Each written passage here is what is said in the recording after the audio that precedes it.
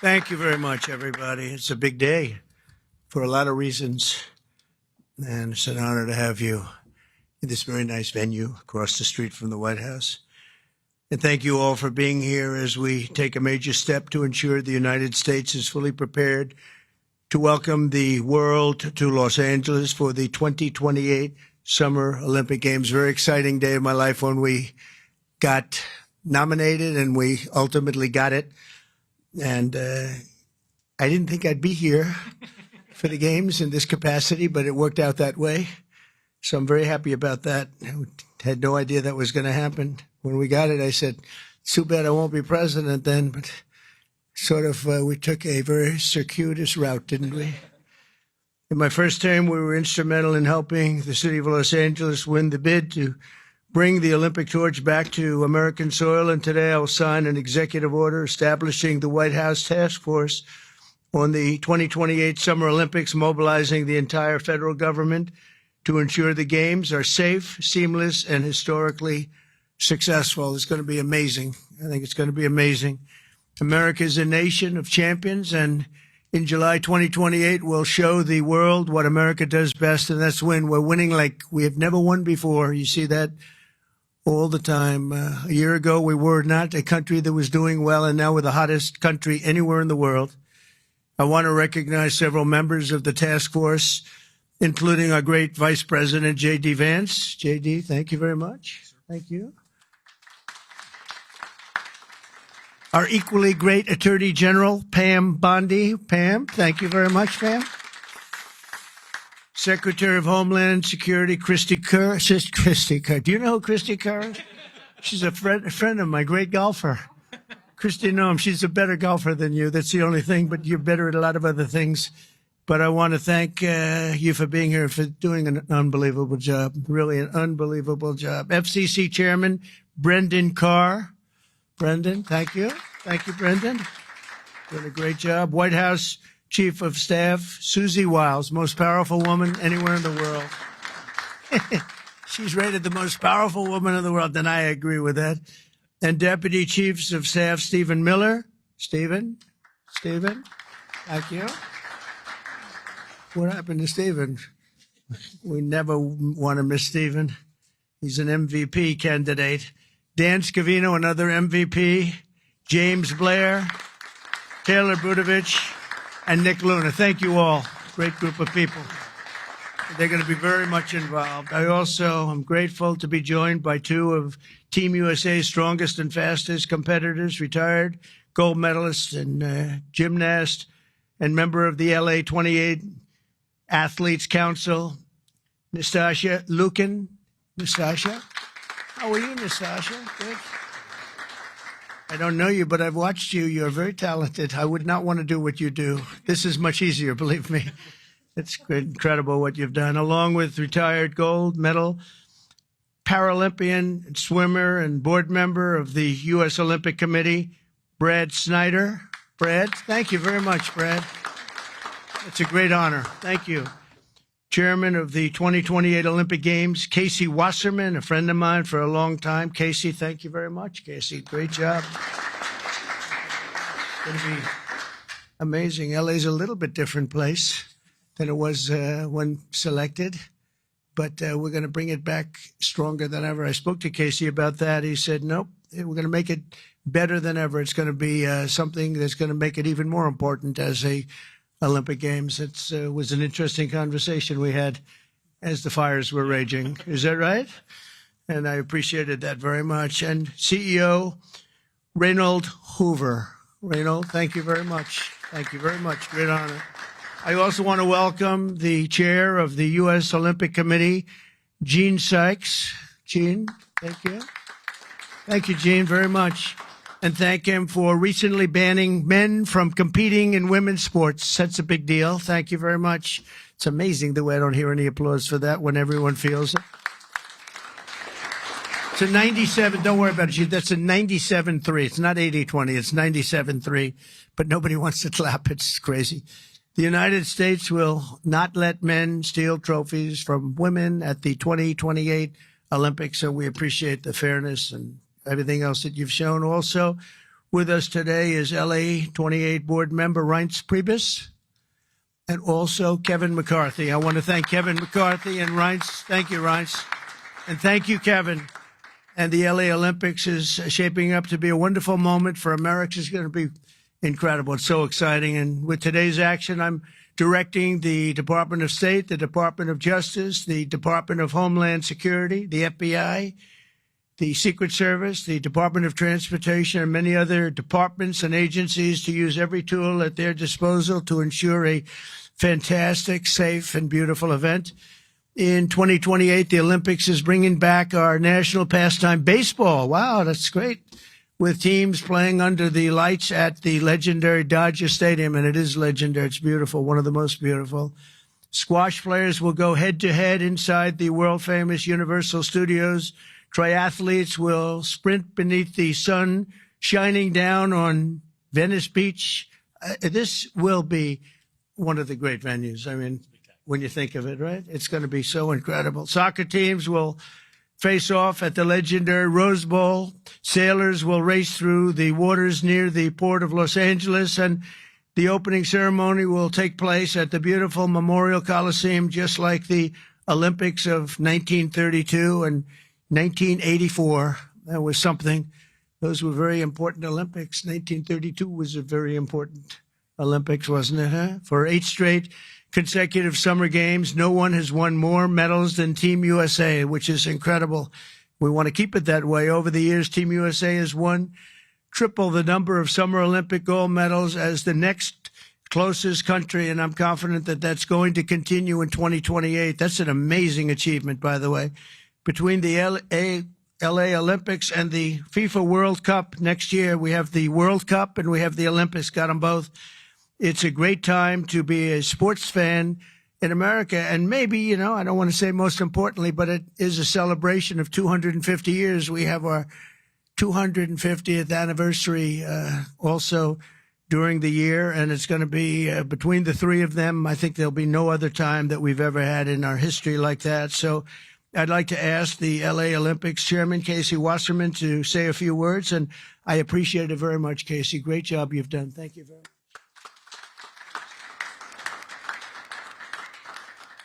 Thank you, Mr. President. Your support and the entire administration's support through this whole process has been truly extraordinary. In just 1,074 days, yes, we're counting, sir, the eyes of the world will be on this country as we open the 2028 Olympics. And it feels just like yesterday, and you were just president-elect in December of 2016, that you leaned into this process back then. And you've been supportive and helpful every step of the way, and we wouldn't be here without you. So we greatly appreciate all your support. Thank you. Our games plan is near final. We've announced a competition schedule. Some of the greatest brands in America have stepped up to support these Olympic Games as commercial partners. And now with the creation of this task force, we've unlocked the opportunity to level up our planning and deliver the largest and, yes, greatest games for our nation ever. We expect more than 150 heads of state will come to the Games. We'll host approximately 11,000 Olympic and 4,500 Paralympic athletes. They'll participate in 800 competitions at 49 competition venues. This will be the equivalent of producing 7 Super Bowls a day, sir, for 30 days. Yeah. But we are now focused more than ever on delivery, and we can't do this alone. I want to thank President Trump and the entire administration for their support and their partnership as we work to bring these games home. These will be truly America's games. We expect millions of fans from around the country to participate and attend events. And for the first time in history, we are going to take the Olympic torch relay to all 50 states. The most states it's ever gone to is 38. But in 2028, we will touch all 50 states. And sir, if you'd like to run on Park Avenue again to revisit history, you're more than welcome. And we're thrilled. But this administration has delivered critical security funding in the recent bill that will be used by local and state agencies and the federal government to make sure that our games are safe and secure and ultimately the best place to experience and be an Olympic fan. We remain incredibly confident in our ability to deliver the greatest games ever, and that starts with the support of this administration every step of the way. Thank you, sir. Thank you.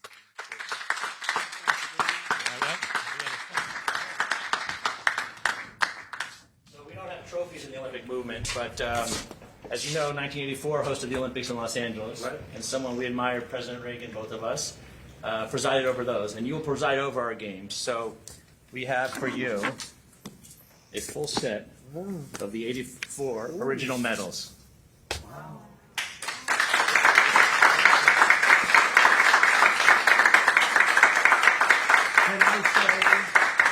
Can I say that I won them athletically? Yes, sir. That would be a great honor. Yes. That's beautiful. Thank you very much. Thank you very much. Thank you. Thank you very much. You said Yep.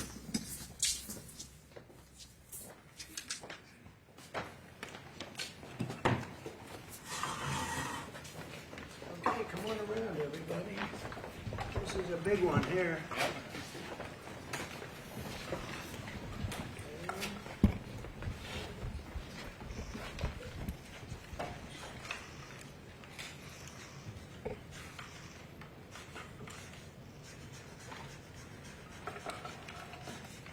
Pam, no auto pen.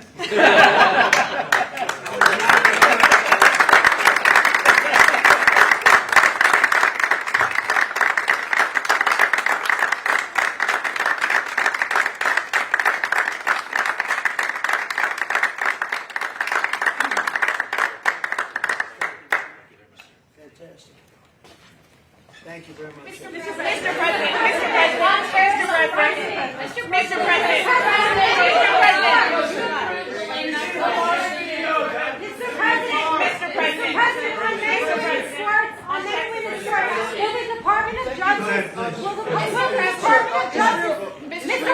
Will the Department of Justice press charges against any men that are posing as women? Excuse me.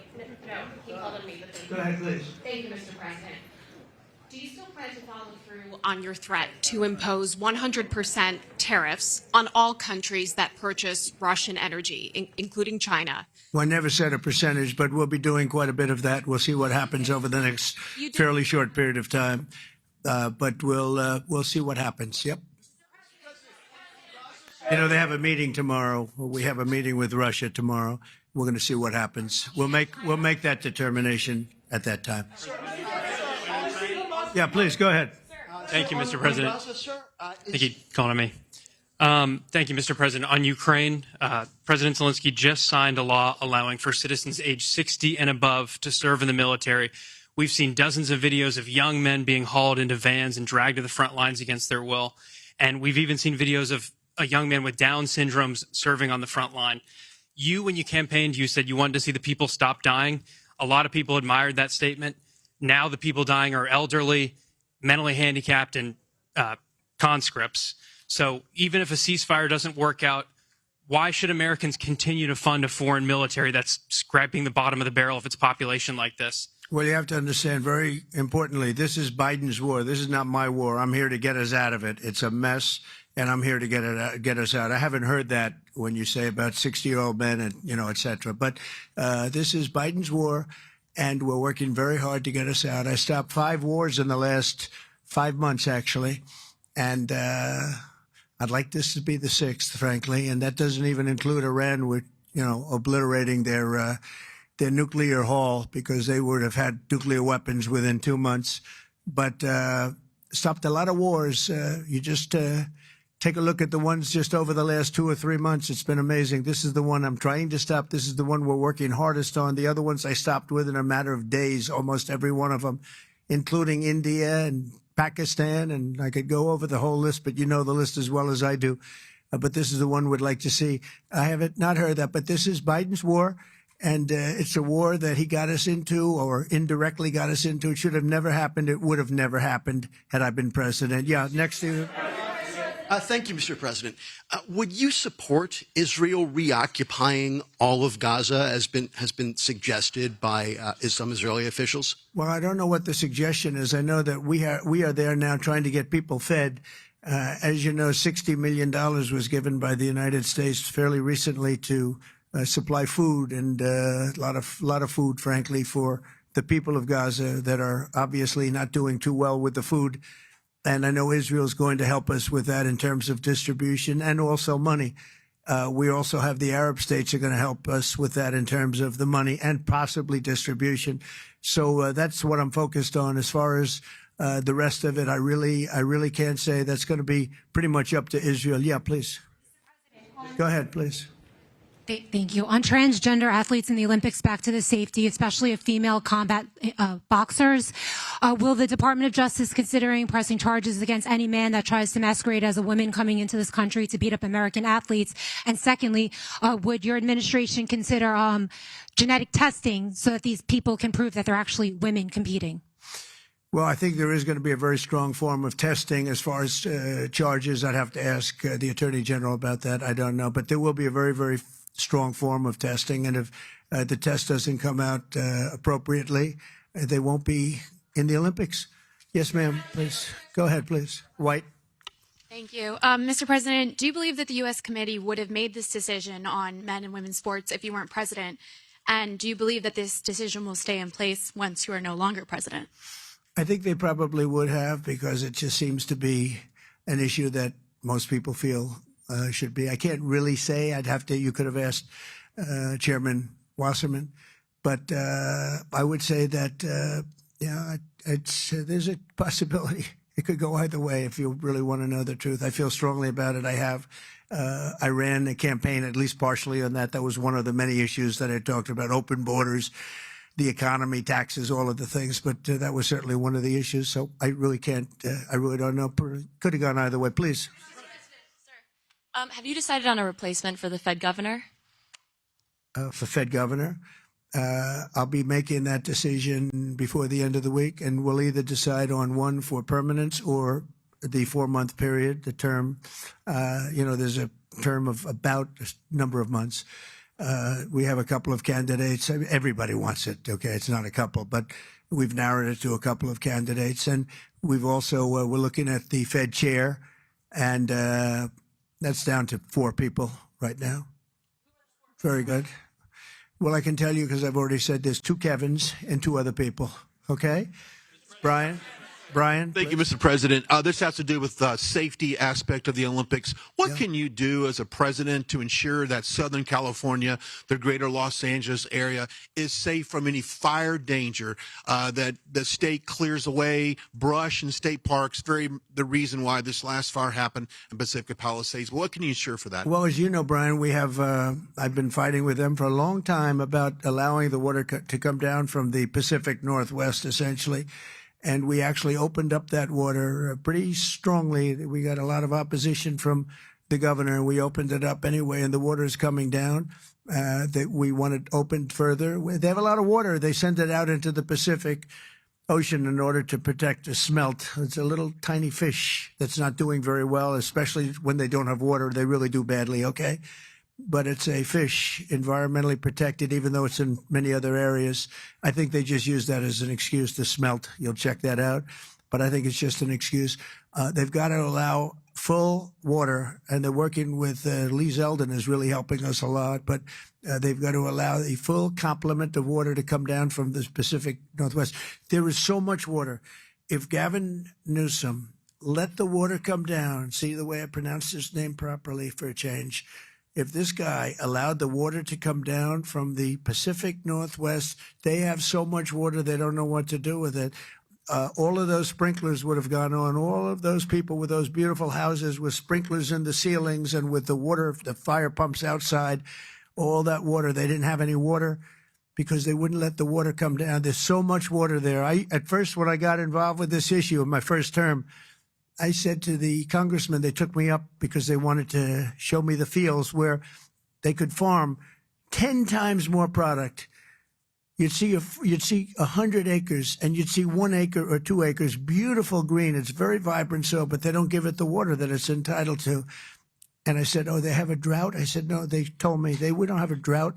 They don't. The Democrats don't allow the water to come down into the farms and into anywhere. By the time it gets down even into certain parts of California, it's fed out stupidly into the Pacific Ocean. If that water were allowed, so we broke into it and we allowed it to come down, and it come down at a higher level, and we want that, and we're demanding that of the governor. The other thing is, we'll do anything necessary to keep the Olympics safe, including using our National Guard or military. Okay? No, I will use the National Guard or military. This is going to be so safe, and if we have to, because obviously you have a mayor that is not very competent. She can't get the permits for the people. You know, the people are still waiting for their permits. Lee Zeldin got them the federal permit, which is 10 times harder to get. And everybody can build on the federal basis, and that's the hard one. But the mayor, Bass, she refuses to or cannot get them permits. They're waiting. And I was there right after the fires, and I saw all these beautiful people standing by their homes, ready to get in and get to work. And they're waiting for their permits, and they're still waiting for their state permits and city permits. It's a disgrace. It's a disgrace. Redress, yes, ma'am. Thank you, Mr. President. Thank you. India says that the U.S. imports Russian uranium, chemicals, fertilizers, while criticizing their energy imports. Your response to that, sir? I don't know anything about it. I'd have to check, but we'll get back to you on that. Yeah, please. Mr. President, Yeah, go ahead. have you seen the Hamas released video of Israeli hostage Avitar David starving and being forced to dig his own grave in a Hamas tunnel? I have, yeah. I have. reaction? I think it's horrible. I think it's horrible. And I hope a lot of people do get to see it, as bad as it is, because I think it's a horrible thing. Yeah, behind you, please. Mr. President, Yes. can you speak to just how this drop-off in foreign-born workers is going to benefit Americans, and will it force American companies to pay fairer wages to American workers? Well, we want to take care of our American workers, and first and foremost, and that's what we're doing. We also want to help our farmers, because our farmers are producing like never before. We have to help them. And we're working out some very complicated strategies and language. But the main thing that I think I was elected to do is to get the illegals out of our country, who are especially in particular criminals. 11,888 murderers were allowed into our country with Biden's open border policy, with our border czar, who never spoke to the Border Patrol, never went to the border one time. That's Kamala. And think of it. We have murderers. We have people coming in from all countries all over the world, from prisons in the Congo and Africa, from prisons all over South America, all over rough parts of Europe, all over Asia. They're pouring into our country. Not anymore. So we just announced we had our third consecutive month where we were rated 0 people. And these are, frankly, very liberal people that make up these charts. So I don't know what's wrong with them. They seem to not be doing their job for the Democrats. But I'm honored by the fact that they say it. We're very tough on the border. And people can come into our country, but they have to come in legally. So I think that we've done an amazing job, actually. But we have to get the criminals out of our country, murderers, drug dealers, gang members. They emptied prisons into our country. It's one of the reasons, I think, even beyond the economy, it's one of the reasons I got elected. It's really maybe the number one. I was between the economy and that. But, as I said before, our nation is doing really well, but we have to get these really bad people. They should have never been allowed in our country. Open border policy is for fools. We're the only country in the world with an open borders policy, but we don't have that anymore. We had 0 now for 3 months in a row. Peter? Thank you very much, President Trump. Nice to see you got off the roof all right. Yeah. You said this morning that you probably won't be running for a third term. This weekend, Secretary of State Rubio said that he thought J.D. Vance would be a great nominee. You could clear the entire Republican field right now. Do you agree that the heir apparent to MAGA is J.D. Vance? Well, I think most likely, in all fairness, he's the vice president. I think Marco is also somebody that maybe would get together with J.D. in some form. I also think we have incredible people, some of the people on the stage right here. So it's too early, obviously, to talk about it, but certainly he's doing a great job, and he would be probably favored at this point. And on Texas, if Texas redrawing their congressional map would get you 5 safe red seats, means that California, New York, Illinois, and Maryland are all going to redraw their maps to add safe. Well, they'll do it anyway. Is it worth it? Yeah, they'll do it anyway. Why? If we stop over there, they would have done it anyway. Look, a lot of these states, I watched this morning as Democrats are complaining, and they're complaining from states where they've done it, like in Illinois, like in Massachusetts. I watched this lunatic, Pocahontas. She's a total lunatic. I don't know what she's on. She's all jumping up and down like I've never seen anything like it, talking about supporting the communist mayor. And he's not a socialist. He's a communist, okay? This is not a socialist, man. This is a communist. If you look at any of his policies and go back 6 months, you don't even have to go back further than that. So they want to put a communist in New York. Now, the good news is we have a lot of power over that because we're the ones with the money. We send the money. We don't send the money. It's up to the White House, a lot of power in the White House. But when I watched her jumping up and down, talking about that and supporting the communists, but if you look at what's going on with the redistricting or whatever you want to call it, the Democrats have done it long before we started. They've done it all over the place. They did it in New York. They did it in a lot of different states. But in Massachusetts, so somebody used this as an example today. I was interviewed this morning, and they said, it's pretty unfair. Trump got 40%. I'm not proud of that, but I think I probably got more, but that's okay. I got 40% in Massachusetts, and yet they have 100% of the vote in terms of Congress. So there's no Republican. There's no anything. So we should have 40%. You know why? They redistricted, and they've done it all over the place. And they've done it in California, by the way. Before this, they've done it in California. So we'll see what happens. We have a wonderful governor in Texas. He feels strongly about it. It's going to be up to him.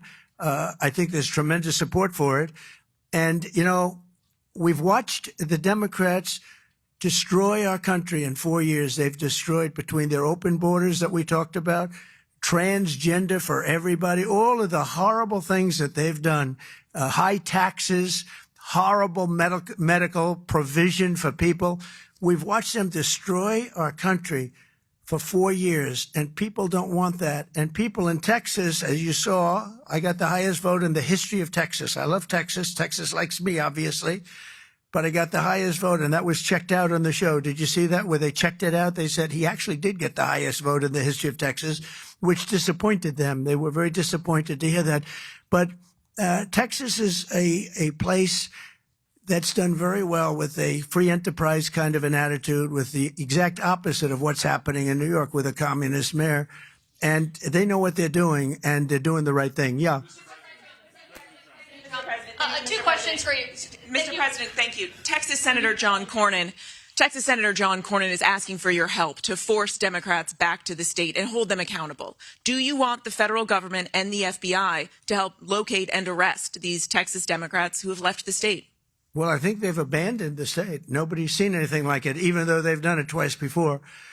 And in a certain way, it almost looks like they've abandoned the state. It looks very bad. Yeah, go ahead, please. Should the FBI get involved? Should the FBI get involved? Well, they may have to. They may have to. No, I know they want them back. Not only the Attorney General, the governor wants them back. If you look, I mean, the governor of Texas is demanding they come back. So a lot of people are demanding they come back. You can't just sit it out. You have to go back. You have to fight it out. That's what elections are all about. Yeah, please. Thank you so much, President Trump. Two questions for you. One, were you aware of and did you personally approve the prison transfer for Ghislaine Maxwell that your Justice Department? I didn't know about it at all. No, I read about it just like you did. And do you believe that she is? It's not a very uncommon thing. Do you believe that she's credible to be listening to? Your Deputy Attorney General sat down with her recently. Well, let me tell you, he's a very talented man. His name is Todd Blanche. He's a very legitimate person, very high, I just a very highly thought of person, respected by everybody. And I didn't talk to him about it, but I will tell you that whatever he asked would be totally appropriate, and it's not an uncommon thing to do that. And I think he probably wants to make sure that, people that should not be involved or aren't involved are not hurt by something that would be very, very unfortunate, very unfair to a lot of people. But I will say this, Todd Blanche is one of the most highly respected people you'll ever meet. So I know this. I didn't discuss it with him, but anything he talked about with her or the fact that he did that, not unusual, number one, and most importantly is something that would be totally above board. Please. Yeah, please, go ahead. Thanks, Mr. President. Mr. President, how much more would you like Doge to cut from the federal government? Well, it's not so much Doge anymore. And by the way, I have to say that somebody from Doge was very badly hurt last night. You saw that. A young man who was beat up by a bunch of thugs in D.C. And either they're going to straighten their act out in the terms of government and in terms of protection, or we're going to have to federalize and run it the way it's supposed to be run. But it's not a question of Doge. We have great people, secretaries and all, working with Doge and cutting with I said with a scalpel as opposed with an axe. They're cutting with a fine-tooth comb, and they're getting rid of people that aren't doing their job, or bad people, or bad things, bad policy, et cetera, et cetera. And I think we've been very successful in that. And there's more cutting to do, but there's also more getting. We want smart people in government. Our country is doing great. I think we are doing probably, maybe in many ways, better than we've ever done before. You know, we're taking in trillions, not billions, trillions and trillions of dollars from other countries who, for years, took advantage of us. They took advantage of the United States like we were children, and that's not happening anymore. Now they're paying a lot of money, and they're paying hundreds of billions of dollars. Individual countries paying hundreds of billions of dollars. You're seeing what everybody else is seeing. And we have a lot of things we can do. You know, one of the questions asked of me this morning is, are you going to make a dividend to the people? And the purpose of what I'm doing is primarily to pay down debt, which will happen in very large quantity. But I think there's also a possibility that we're taking in so much money that we may very well make a dividend to the people of America. Thank you all very much. Thank you. Thank you very much. Thank you.